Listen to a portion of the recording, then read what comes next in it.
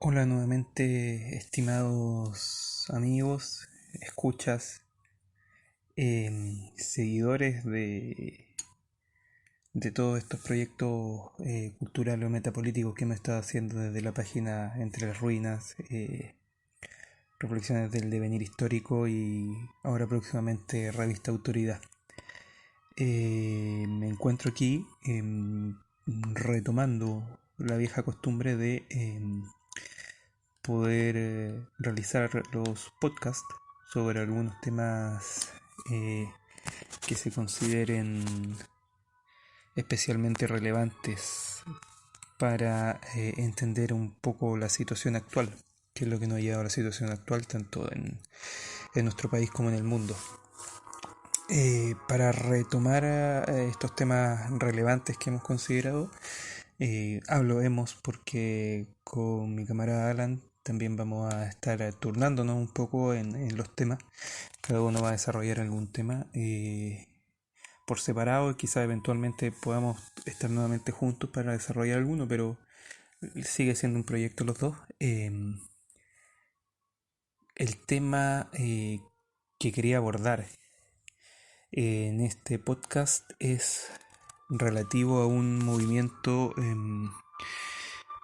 político, cultural, artístico que está cercano o ya cumplió los 100 años desde su hipotético inicio, porque dentro de las características que lo envuelven no es un movimiento per se, sino una forma de describir quizás un clima cultural, político, social, eh, en Alemania particularmente, posteriormente a la Primera Guerra Mundial y anteriormente al ascenso al poder del Tercer Reich. Me refiero a la llamada Revolución Conservadora o al movimiento de Revolución Conservadora. Em, Dando un poco de contexto para entender la relevancia de este movimiento y por qué también vacilo un poco en llamarle movimiento, hay que dar algunos antecedentes históricos y de contexto, como señalaba, y por qué es relevante, justamente por qué se hace relevante, y vamos a entender que cuando hablamos de que ocurrió entre el fin de la Primera Guerra Mundial y el ascenso del Tercer Reich, entendemos qué relevancia tiene en la eh, en los acontecimientos históricos y políticos posteriores. Para hablar de quiénes forman parte de este movimiento y qué significa este movimiento, tenemos que hablar primeramente de el fin de la Primera Guerra Mundial. Eh, una de las características de esta guerra, de la primera gran guerra de movilización total, que se podría decir, como hablaba uno de los personajes de la Revolución Conservadora, como Ernst Junger, tiene que ver con que se podría considerar una de las primeras guerras ah, modernas o como se luchan en la actualidad, en tanto la movilización total de poblaciones. Ya una guerra que fue una guerra muy cruenta, que no se peleó con los códigos cuasi caballerescos que se luchaban en las guerras anteriormente, de una guerra de aniquilación, exterminio, al menos de las fuerzas militares que entraban en conflicto, porque a diferencia de lo que ocurrió en la Segunda Guerra Mundial, las poblaciones civiles se respetaban mucho más. Eh, pero no así los soldados que entraban en conflicto, los guerreros que entraban en conflicto. También fue una guerra de mucha experimentación de artefactos y armas bélicas.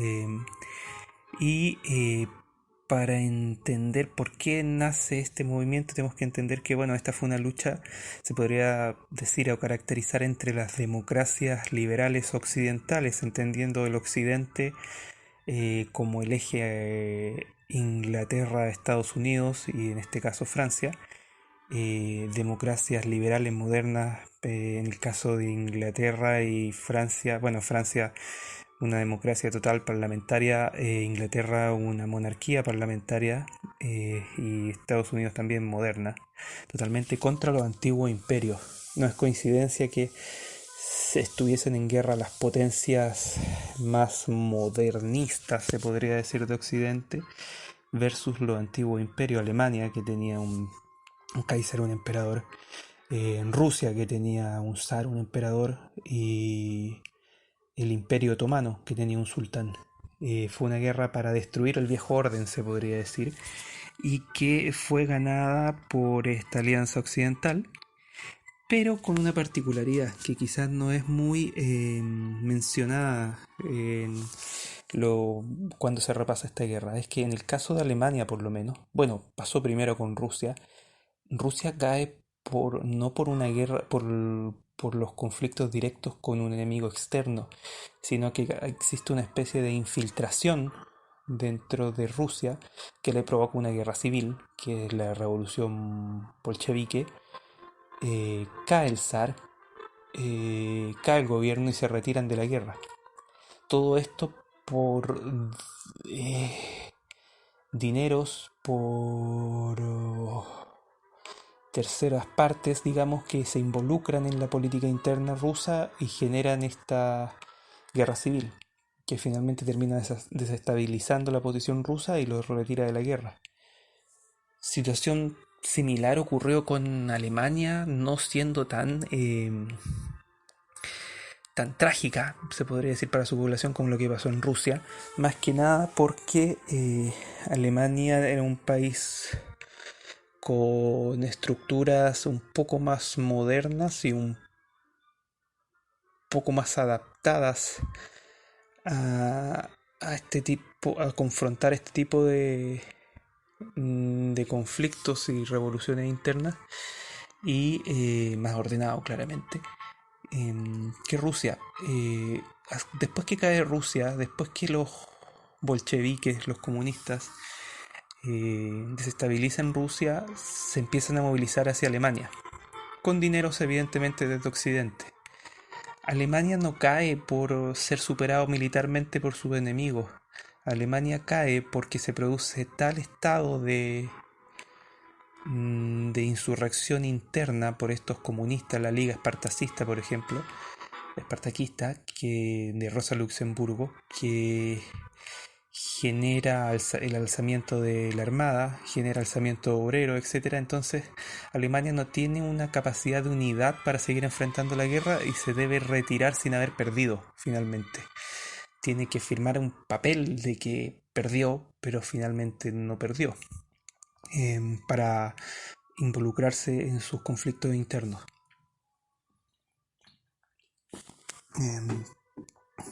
Posteriormente a esto llega la firma del Tratado de Versalles, una guerra civil importante que da paso, luego de la derrota de los comunistas, a la República de Weimar, que la República de Weimar es un tipo de gobierno instaurado desde Occidente con intereses para los ganadores de la guerra, para llevar una democracia moderna, se podría decir, a Alemania. Algo que era totalmente ajeno a la cultura, identidad e historia alemana. Para normalizar un poco al país y llevarlo al progreso, el progreso occidental anglosajón americano. Claramente esto produce no solo un conflicto entre los alemanes, sino también una gran sensación de humillación, molestia, etcétera. Podrán imaginarse por qué, simplemente porque al no poder ser derrotados de manera directa, traen el conflicto interno. Y da la casualidad que muchos de los excombatientes que estuvieron en la guerra fueron figuras importantes de este movimiento de revolución conservadora, porque ellos no solo se dedicaron muchos formaron las Freikorps, lucharon en las Freikorps, justamente los cuerpos libres, como se llaman, del ejército. Era una unidad casi paramilitar que combatió con los comunistas y los derrotaron. Sino que además se dedicaron a escribir tanto sus experiencias durante la guerra como lo que fue después esta paz impostada que les trajeron desde Occidente en la República de Weimar. Y de inmediato comienza una resistencia que es política y que es cultural. Bien, hay autores que venían realizando un trabajo anterior y que no conscientemente ni de palabras se suman a un movimiento llamado Revolución Conservadora, pero sí generan cierta relevancia. Oswald Spengler, el historiador, filósofo de la historia, que edita en 1919 justamente La decadencia de Occidente, es uno de los que son considerados como parte de la Revolución Conservadora.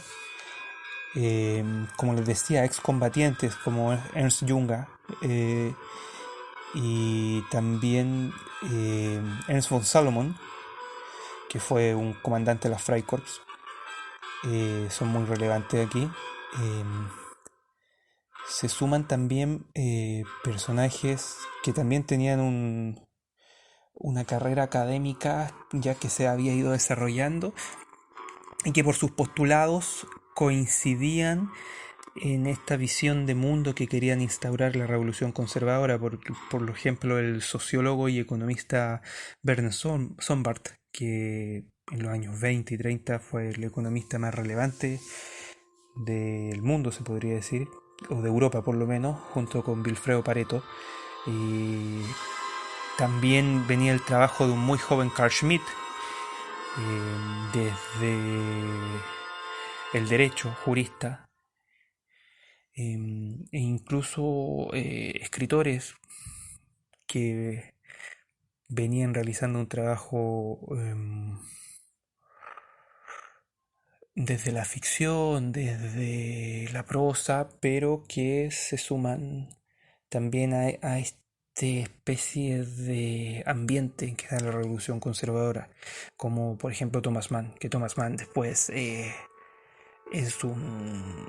Bueno, se habla mucho que la revolución conservadora fue el antecedente del Tercer Reich. Thomas Mann fue un total oponente del Tercer Reich. Entonces, tenemos esta especie de movimiento, esta especie de grupo que es denominado desde afuera. Pero, ¿por qué se juntan a todos estos autores? ¿Por qué se juntan a todas estas visiones? Porque tienen una visión de mundo en común, que la comparten y que impregnan la cultura y la política alemana de un ambiente que es muy significativo para la historia que viene después. Muy relevante, nosotros habíamos hecho un podcast sobre el romanticismo alemán. Esta es una especie de continuidad del romanticismo alemán, pero bueno, un movimiento romántico claramente, pero adaptado a los tiempos. También llama la atención el nombre, Revolución Conservadora, lo que parece ser un contrasentido, pero que tiene cierta coherencia interna al menos, ¿ya? Hay uno de los autores que es E. Jung, no Carl Gustav Jung, E. Jung, que menciona que la revolución conservadora, como cita, es el retorno al respeto de todos los ejes y valores elementales en los cuales el individuo es alienado de la naturaleza y de Dios, y es dejado incapaz de establecer un orden verdadero. En lugar de la igualdad viene el valor interno del individuo. Ahí se puede notar justamente este romanticismo e individualismo clásico alemán. En lugar de las convicciones socialistas, la justa integración de personas en su lugar en una sociedad jerárquica, en lugar de la selección mecánica.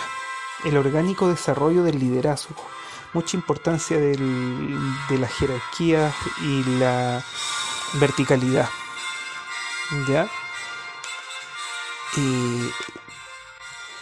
Y la responsabilidad interna del genuino autogobierno. Otra vez el tema de la autarquía, del individualismo, en lugar de la felicidad de las masas. Ya, esa es la visión de Jung. ¿Ya? Es una visión que comparte, por ejemplo, quizá el autor que más se identifica con este mote de revolución conservadora, que es Arthur Meller von der Bruck, que escribió el año 25, me parece 23, un libro llamado coincidentemente El Tercer Reich.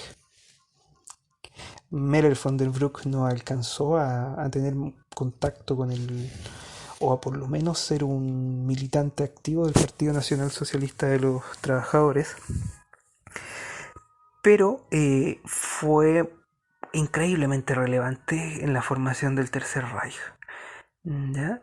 Eh, él, en su visión del conservadurismo, menciona que él lo ve como un movimiento que tiene la eternidad a su lado. Así, el conservadurismo revolucionario sería el reconocimiento, preservación o restauración de los valores eternos y principios, mientras se descartan ideas y prácticas pasadas, anticuadas o relevantes, asimilando nuevas ideas en su lugar. Entonces, desecho, se podría decir, de las antiguas ideas anticuadas y tomar las nuevas ideas sería lo que le daría este tono revolucionario. Esto va muy en concordancia con lo que planteaba, por ejemplo, Junger. Que Junger, ustedes saben que bueno, fue un personajazo durante toda su vida y fue un tremendo líder, sin querer serlo, en la Alemania de los 20 y los 30, que el mismo Partido Nacional Socialista trató de acercarlo a él, hacerlo parte del Partido Nacional Socialista. Él en un momento se acercó, pero se retiró porque lo consideró demasiado o muy poco revolucionario. Jung quería un movimiento más revolucionario aún, y revolucionario entendiendo esto particularmente sobre un pequeño ensayo que tiene, que se llama Sobre la movilización total, que va muy en juego también con el futurismo que se está dando en Italia y con el nacimiento del fascismo. Ya una adopción de la técnica que daba que se avanzó mucho en el desarrollo de la técnica, particularmente bélica, durante la Primera Guerra Mundial, pero con los antiguos valores. Antiguos valores, cuando se habla de antiguos valores, son valores que eran los contrarios a los valores que se digamos, elevaron en la Revolución Francesa, de igualdad, fraternidad, etcétera. ¿Ya? De hecho, se hablaba de la Revolución Conservadora como la antirrevolución francesa. Era total y absolutamente antiliberal, antisocialista y antimarxista en ese sentido. Así que cuando se escucha hablar de revolucionario, se va a hablar casi en este caso de un adjetivo, no tanto de un revolucionario como se entiende la revolución como paso inicial de la modernidad, con sea o con la Revolución Francesa, o sea con eh, el ascenso de Cromwell en Inglaterra, con la monarquía constitucional, o con la reforma en Alemania. Otra cosa que rechazaban, es muy interesante porque como este movimiento es bastante luminoso, se caracteriza mucho por el rechazo a ciertas cosas más que por la constructividad de repente. ¿Ya? Entonces vamos a hablar harto de qué cosas rechaza la revolución conservadora. En este caso, como bien hablábamos, es antiliberal, por lo cual uno de los ejes que rechazaba a la base era el mito del progreso ilimitado, en ese sentido la progresión lineal de la historia. Y obviamente ahí cae de perogrullo la influencia de Nietzsche, la concepción histórica del eterno retorno de Nietzsche, y posteriormente la visión cíclica y decadentista de la historia de Spengler y imagen fáustica del hombre histórico que presenta en su Decadencia de Occidente de 1919. Es interesante porque ya que hablamos de Nietzsche, que Nietzsche que es considerado como uno de los últimos románticos, si hablamos del romanticismo alemán, también como característica esencial del romanticismo toma la idea de pensar más en imágenes por sobre conceptos, ¿ya?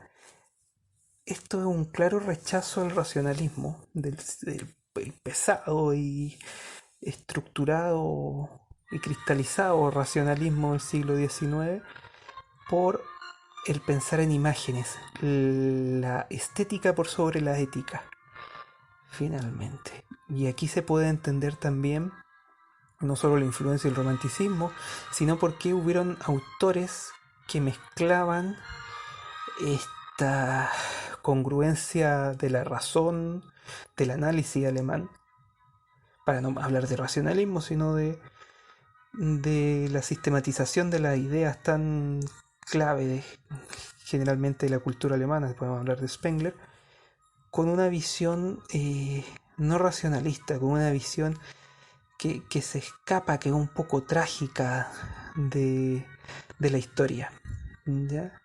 Que lo tenían claramente Spengler también, eh, y otros.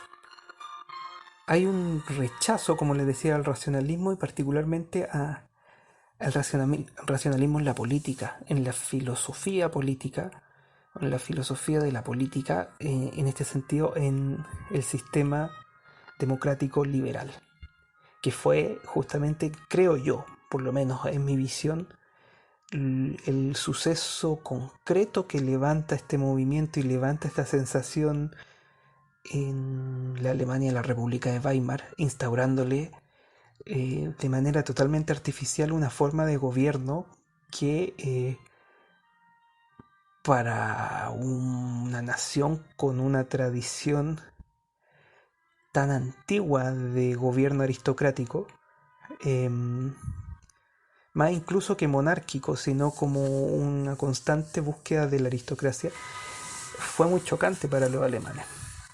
Y eso enciende una mecha que parte con la instauración de la República de Weimar y explota, se podría decir, con el ascenso del Tercer Reich. Una era inevitable finalmente que ocurriera algo así, dado el carácter tan falso de este sistema que implantaron los vencedores, los supuestos vencedores, porque esta guerra para los alemanes y para los miembros de la Revolución Conservadora nunca terminó. Súper relevante también es, ya hablando del tema de la política, su visión de un Estado orgánico.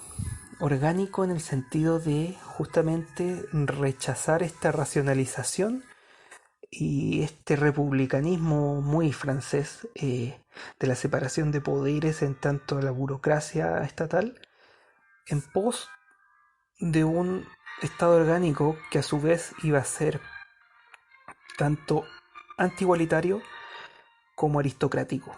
Evidentemente, si es anti-igualitario, tiene que ser aristocrático. Eh, y muy asociado también al identitarismo del pueblo alemán como nación, ¿ya? Eh, este comunitarismo orgánico tiene que ver justamente con entender la sociedad, y en este caso la política también, la política, el arte, la cultura, la guerra también como un todo. Hay una necesidad por encontrar un movimiento esencial de la sociedad que pueda llevar a justamente romper con esta hiperracionalización occidental. Y esto no lo buscan justamente con la idea de revolución occidental en destruir todo lo antiguo para construir con lo nuevo desde cero, sino que, como bien describe Jean Mabir, el francés, en este caso refiriéndose al tipo de revolución conservadora, él señala que en este tipo de movimiento La revolución es, antes que nada, la reedición de las ideas recibidas. Esto es la creencia de que los reaccionarios, entendidos como antirrevolucionarios, es decir, aquellos que reaccionan, son obligatoriamente revolucionarios. Entonces, la idea es justamente este movimiento que se fue desgranando con el tiempo, pero que movilizó a la sociedad alemana, eh, era revolucionario porque volvía a sus orígenes. ¿Ya? Volvía a los orígenes incluso con una raíz precristiana en muchos casos, o de un cristianismo muy germano. Como les señalaba, autores como Spengler, Meller van der Broek, Ernst von Solomon, Junga, Stefan George, Ottmar Spann, Hans Freya, Thomas Mann, Gottfried Benn, también se sumaban Sombart, Heidegger para muchos de Schmidt, fueron tomando distintos, podríamos decir, destinos. Pero por lo menos durante los años 20, todos estuvieron asociados justamente a generar una revolución que rompieran con estos valores exógenos del liberalismo occidental y rescatara los orígenes germanos.